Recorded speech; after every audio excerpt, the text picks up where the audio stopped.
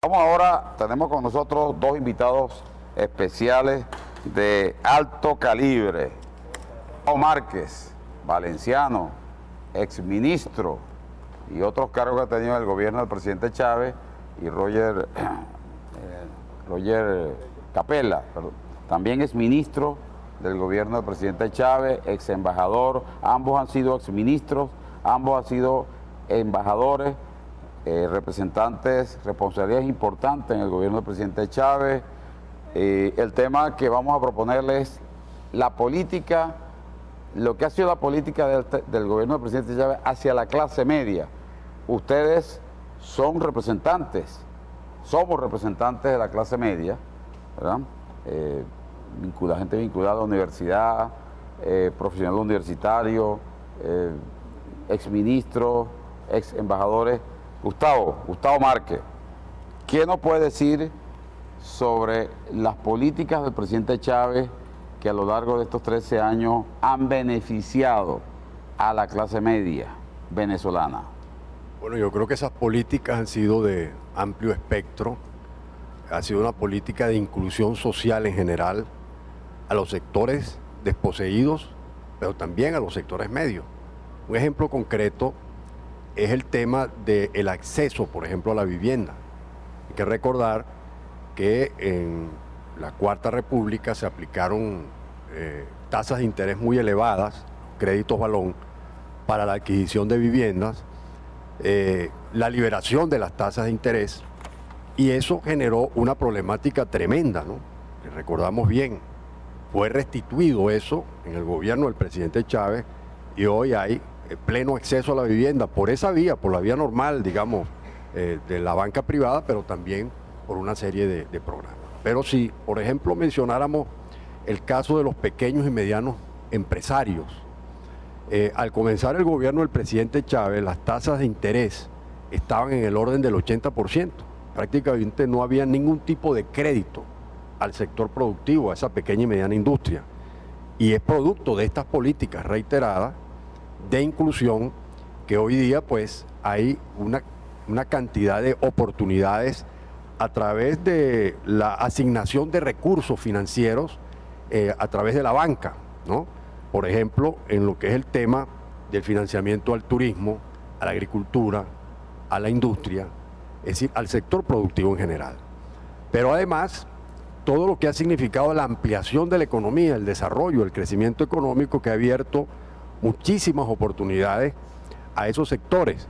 Y hablando concretamente de los profesionales universitarios, destacamos especialmente el hecho de la deuda, ¿no? De la deuda que se contrajo con los profesionales universitarios y en general con los educadores a nivel nacional, y con los trabajadores, que se ha reivindicado plenamente, primero con la aprobación de esta ley del trabajo, la ley orgánica del trabajo que decreta el presidente, que restituye la retroactividad de las prestaciones sociales que habían sido conculcadas precisamente en ese paquete neoliberal, y se cancela la deuda de los profesores y los educadores a través, primero de los B-bonos, y luego ahora a través de estos bonos petrorinocos, que permiten saldar completamente la deuda. El presidente pues ha asumido un compromiso de que a la vuelta de mediados del próximo año se concluirá. Estas son señales concretas, pero es que si hablamos de los programas de alimentación, de la red de Mercal, de Pedeval y de los bicentenarios en general, que además de permitir cierta soberanía, ¿no?, del Estado en relación al manejo de un tema muy delicado que es la distribución de alimentos, y que aquí fue manipulada en el golpe de Estado para intentar tumbar al gobierno con fines políticos, allí tiene acceso pues también los sectores medios. Es decir, dicho en términos generales, el crecimiento ha sido total, ¿no? Aquí no ha habido una política de exclusión de ningún sector. Todos están incluidos, también los sectores medios, que hoy gozan pues de todos estos beneficios. Pero aparte de lo que significan estas ventajas económicas, es la perspectiva hacia el futuro. Por ejemplo, en el tema de la educación, ¿no?, la ampliación del acceso a la educación universitaria, que permite una movilidad social, ¿no? Y que ha consolidado, ha permitido que una educación ciertamente elitesca, que era, digamos, constreñida a un sector de la población, se haya ampliado de manera significativa. Pero yo diría, pues, esto hay que verlo a la luz del programa de Capriles, porque él precisamente en su discurso niega todos estos logros y plantea una serie de reivindicaciones y hace una serie de ofertas, por ejemplo, que va a construir 1000 liceos, que va a terminar con el problema de la inseguridad a la vuelta de un año, etcétera, etcétera, etcétera. Pero todo eso lo hace de manera falsa totalmente, ¿no? Porque a pesar de, además de negar su pasado, como tú lo has dicho, también él niega ese programa donde está cortando, en el programa se corta lo que es más importante, que son los recursos que provienen de los ingresos fiscales petroleros y de los excedentes de las reservas del Banco Central para constituir el FONDEM y los fondos alternos, que son los que financian el fondo de pensiones, los programas alimentarios y en general todas las misiones sociales. Él dice que va a mejorar las misiones, pero le va a cortar completamente los recursos para financiar esas misiones a través de una reforma de todas las leyes que han permitido precisamente avanzar en esta dirección.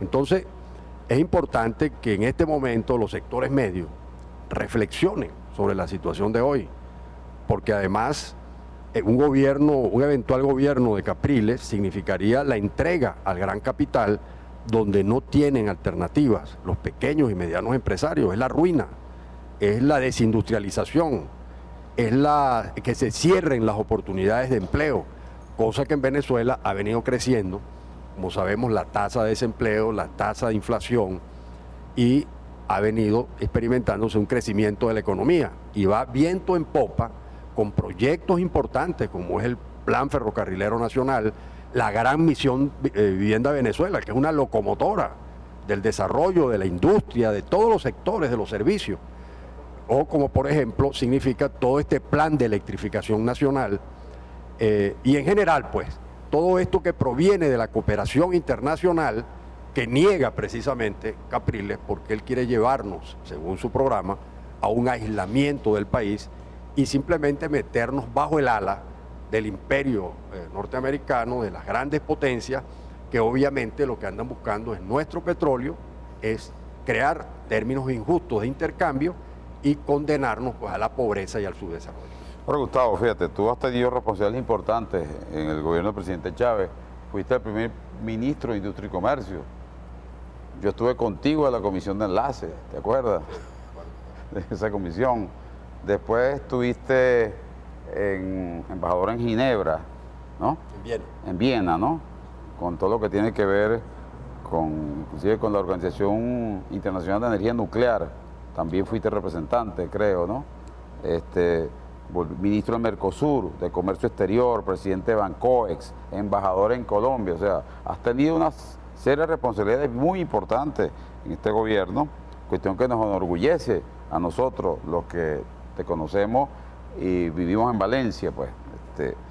Es evidente que los beneficios a la clase media, ningún gobierno ha hecho lo que ha hecho el gobierno del presidente Chávez para la clase media, pero pareciera que eso no ha tenido suficiente difusión o que hay un sector importante de esa clase media que no está consciente de los beneficios que han adquirido, que han tenido del gobierno del presidente Chávez y han sido caldo de cultivo de sectores opositores. Hay quienes dicen que la mayoría de la clase media está apoyando a Capriles, que yo no lo creo, pero es evidente que esta política de difusión de los logros del gobierno, ¿verdad?, en algunos momentos ha tenido ciertas debilidades, ¿verdad? Porque lamentablemente la oposición, la burguesía, continúa teniendo medios de oposición, medios de comunicación importantes que le llegan a la gente, ¿no? Y entonces eso ha sido una campaña mediática de negar todos los logros del gobierno, de invisibilizar la gestión del gobierno del presidente Chávez y de los gobernadores y alcaldes chavistas para sencillamente resaltar las fallas, que las hay, las ha habido, pero no resaltan los logros. Yo creo que ahí tiene que ver mucho también una política comunicacional efectiva. No sé qué me pudieras decir tú al respecto. Bueno, yo creo que sí. Aquí hay que recordar que hay un monopolio mediático. La mayor parte de los medios de comunicación, televisivos y medios de radio, impreso, están en manos de la oposición y hacen un periodismo lamentablemente amarillista, inscrito en una guerra psicológica, y el que lo hace peor pues es Globovisión, como sabemos, ¿no? Que envenena y que manipula y que utiliza muy bien las técnicas combinadas con las redes sociales, ¿verdad? A través de la técnica del rumor, y detrás de eso hay verdaderos cerebros, ¿no? No creamos que esto es solo de algunos parroquianos, ¿no? Laboratorios de guerra sucia. Así es, pero que no solamente están en el país, porque se trata de lo que se llama la guerra de cuarta generación, donde simplemente la verdad se convierte en mentira o tratan de convertirla en mentira, y la mentira tratan de convertirla en verdad. Solamente que en el caso del pueblo venezolano, en estos años se ha dado una maduración de su conciencia política que se ha demostrado históricamente. Se demostró en el golpe de Estado del 11 de abril, se ha demostrado en el paro petrolero, en el golpe petrolero, se ha demostrado en los distintos eventos electorales una gran madurez, donde incluso podemos ver una diversidad. Pues hay gobernaciones, por ejemplo, que las gana la oposición, otras las gana el chavismo. Es decir, hay una pluralidad en el país, hay un sentido, yo diría una cultura democrática arraigada, y se ha hecho hasta cierto punto invulnerable. Pero siempre hay debilidades, porque hay que reconocerlo.